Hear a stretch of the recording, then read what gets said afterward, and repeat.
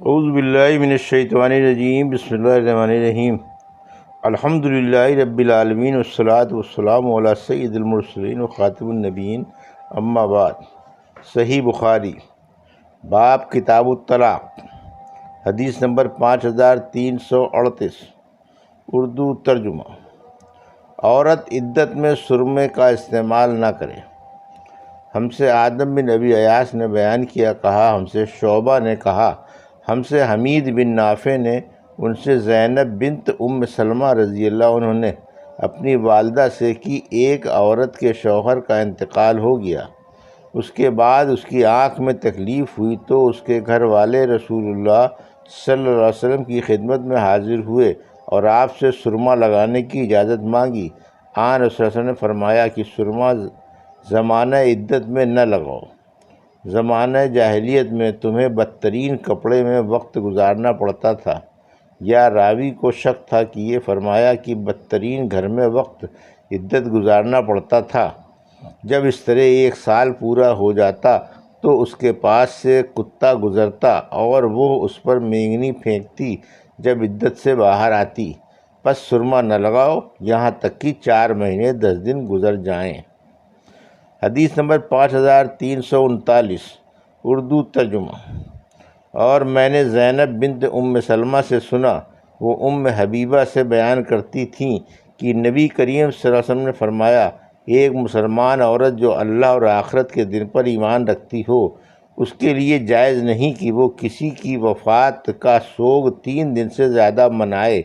سوائے شوہر کے کہ اس کے لیے 4 مہینے 10 دن ہیں۔ حدیث نمبر 5340، اردو ترجمہ۔ ہم سے مسدد نے بیان کیا، کہا ہم سے بشر نے بیان کیا، کہا ہم سے سلمہ بنت علقمہ نے بیان کیا، ان سے محمد بن سیرین نے کہ امام عطیہ رضی اللہ عنہ نے بیان کیا کہ ہمیں منع کیا گیا ہے کہ شوہر کے سوا کسی کا سوگ 3 دن سے زیادہ منائیں۔ حدیث نمبر 5341، اردو ترجمہ۔ زمانہ عدت میں حیض سے پاکی کے وقت عود کا استعمال کرنا جائز ہے۔ مجھ سے عبداللہ بن عبد الوہاب نے بیان کیا، ہم سے حماد بن زید نے بیان کیا، ان سے ایوب نے، ان سے حفصہ نے اور ان سے ام عطیہ رضی اللہ عنہ نے بیان کیا کہ ہمیں اس سے منع کیا گیا کہ کسی میت کا 3 دن سے زیادہ سوگ منائے، سوائے شوہر کے کہ اس کے لیے 4 مہینے 10 دن کی عدت تھی۔ اس عرصے میں ہم نہ سرما لگاتے، نہ خوشبو استعمال کرتے اور نہ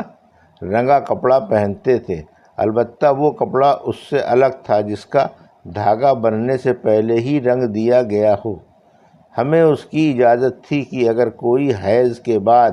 غسل کرتے تو اس وقت اظفار کا تھوڑا سا عود استعمال کر لے، اور ہمیں جنازے کے پیچھے چلنے کی بھی ممانعت تھی۔ حدیث نمبر 5342، اردو ترجمہ۔ سوگ والی عورت یمن کے دھاری دار کپڑے پہن سکتی ہے۔ ہم سے فضل بن دکین نے بیان کیا، کہا ہم سے عبدالسلام بن حرب نے بیان کیا، ان سے حشام بن حسان نے، ان سے حفصہ حنتسیر نے اور ان سے ام عطیہ رضی اللہ عنہا نے کہ نبی کریم صلی اللہ علیہ وسلم نے فرمایا، جو عورت اللہ اور آخرت کے دن پر ایمان رکھتی ہو، اس کے لیے جائز نہیں کہ 3 دن سے زیادہ کسی کا سوگ منائے، سوائے شوہر کے وہ اس کے سوگ میں نہ سرما لگائے، نہ رنگا ہوا کپڑا پہنے، مگر یمن کا دھاری دار کپڑا جو بننے سے پہلے ہی رنگا گیا ہو۔ حدیث نمبر 5343، اردو ترجمہ۔ امام بخاری رحمۃ اللہ علیہ کے شیخ انصاری نے بیان کیا کہ ہم سے حشام بن حسان نے بیان کیا، کہا ہم سے حفصہ بنت سیرین نے اور ان سے ام عطیہ نے کہ نبی کریم صلی اللہ علیہ وسلم نے منع فرمایا کسی میت پر خاوند کے سوا 3 دن سے زیادہ سوگ کرنے سے، اور فرمایا کہ خوشبو کا استعمال نہ کرے، سوائے طہر کے وقت جب حیض سے پاک ہو تو تھوڑا سا عود یعنی قسط اور مقام اظفار کی خوشبو استعمال کر سکتی ہے۔ ابو عبداللہ حضرت امام بخاری کہتے ہیں کہ قسط اور القسط ایک ہی چیز ہیں، جیسے کافور اور قافور دونوں ایک ہیں۔ حدیث نمبر 5344 اردو ترجمہ۔ اللہ عز و جل کا فرمان ہے، اور جو لوگ تم میں سے مر جائیں اور بیویاں چھوڑ جائیں، اللہ تعالیٰ کے فرمان اور سورہ بقرہ بما تعملون خبیر تک، یعنی وفات کی عدت کا بیان۔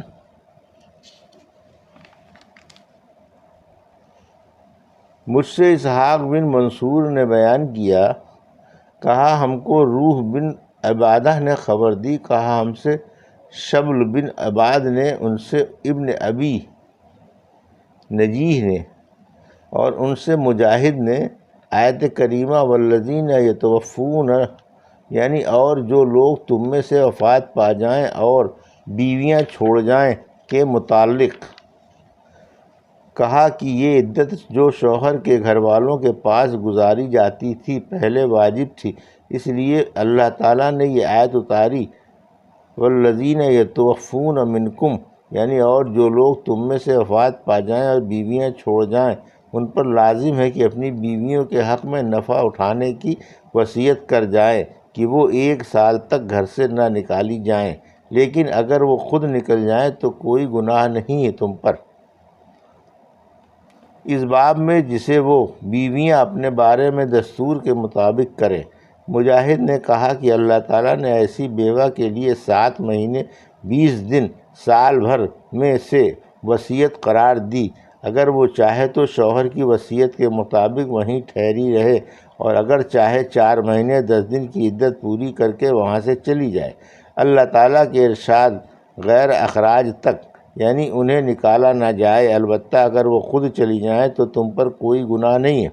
کا یہی منشا ہے، پس عدت تو جیسی کی پہلے تھی اب بھی اس پر واجب ہے۔ ابن ابی نجیح نے اسے مجاہد سے بیان کیا، اور عطا نے بیان کیا کہ حضرت ابن عباس رضی اللہ عنہ نے کہا کہ اس پہلی آیت نے بیوہ کو خاوند کے گھر میں عدت گزارنے کے حکم کو منسوخ کر دیا، اس لیے اب وہ جہاں چاہے عدت گزارے، اور اسی طرح اس آیت نے اللہ تعالیٰ کے ارشاد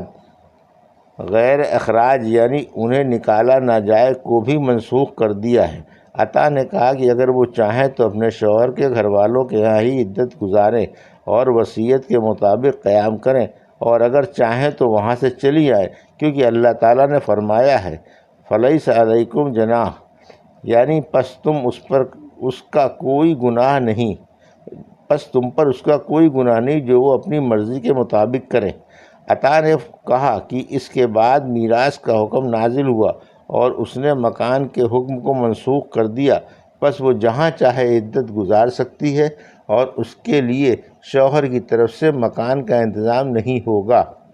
حدیث نمبر 5345 اردو ترجمہ۔ ہم سے محمد بن کثیر نے بیان کیا، ان سے سفیان ثوری نے بیان کیا، ان سے عبداللہ بن ابی بکر بن عمرو بن حزم نے بیان کیا، ان سے حمید بن نافع نے بیان کیا، ان سے زینب بنت ام سلمہ رضی اللہ عنہا نے بیان کیا، اور ان سے ام حبیبہ بنت سفیان رضی اللہ عنہا نے بیان کیا کہ جب ان کے والد کی وفات کی خبر پہنچی تو انہوں نے خوشبو منگوائی اور اپنے دونوں بازوؤں پر لگائی، پھر کہا کہ مجھے خوشبو کی کوئی ضرورت نہ تھی، لیکن میں نے رسول اللہ صلی اللہ علیہ وسلم سے سنا ہے کہ جو عورت اللہ اور آخرت پر ایمان رکھتی ہو وہ کسی میت کا 3 دن سے زیادہ سوگ نہ منائے،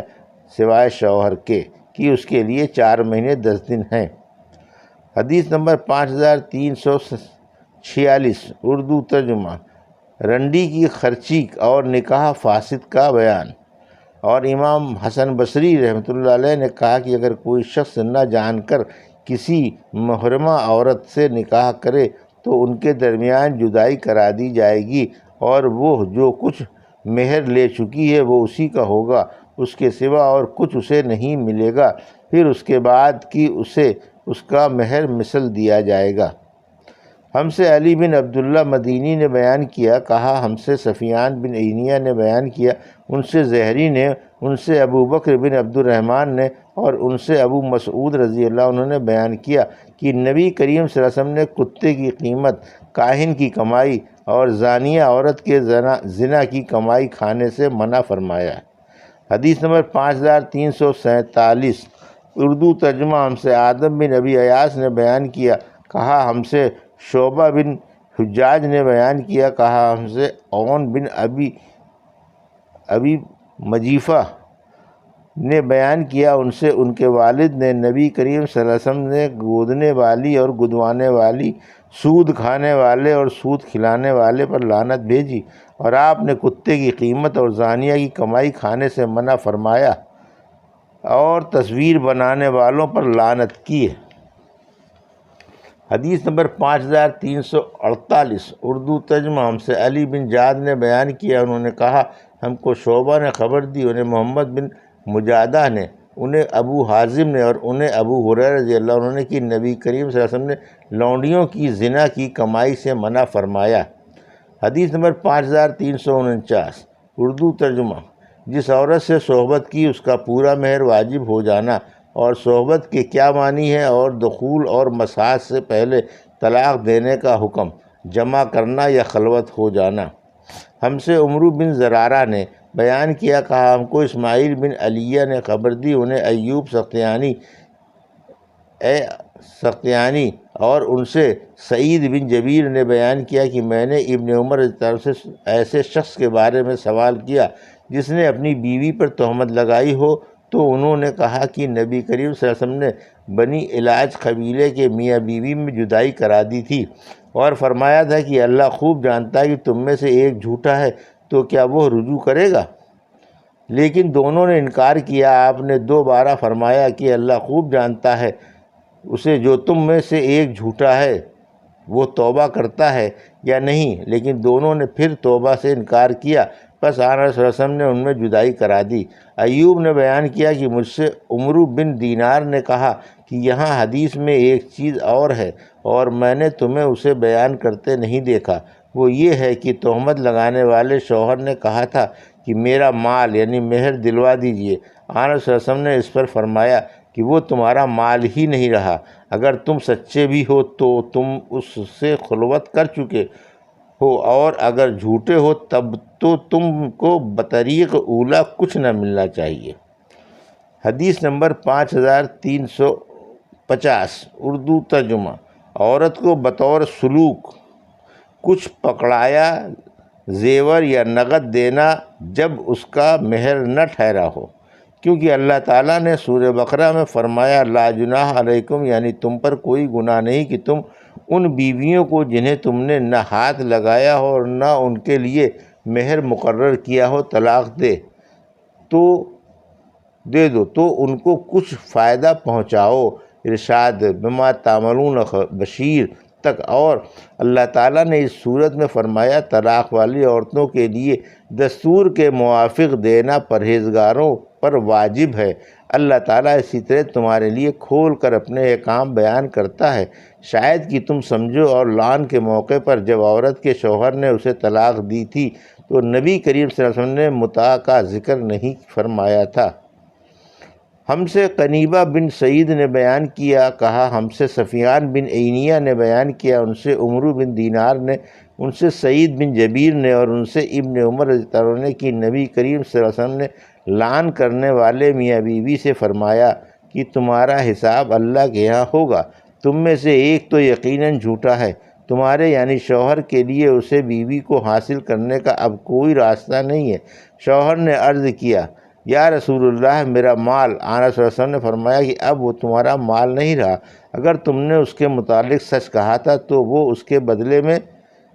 ہے کہ تم نے اس کی شرمگاہ اپنے لیے حلال کی تھی، اور اگر تم نے اس پر جھوٹی تہمت لگائی تھی تب تو اور زیادہ تجھ کو کچھ نہ ملنا چاہیے۔ یہ تھی صحیح بخاری باب کتاب الطلاق کے حدیث نمبر 5338 سے 5350 کا اردو ترجمہ جو ابھی آپ نے سماعت فرمایا۔ اللہ سے دعا ہے کہ اللہ ہمیں ان حدیثوں کی صحیح سمجھ عطا فرما اور ان پر عمل کرنے کی توفیق عطا فرما، آمین یا رب العالمین۔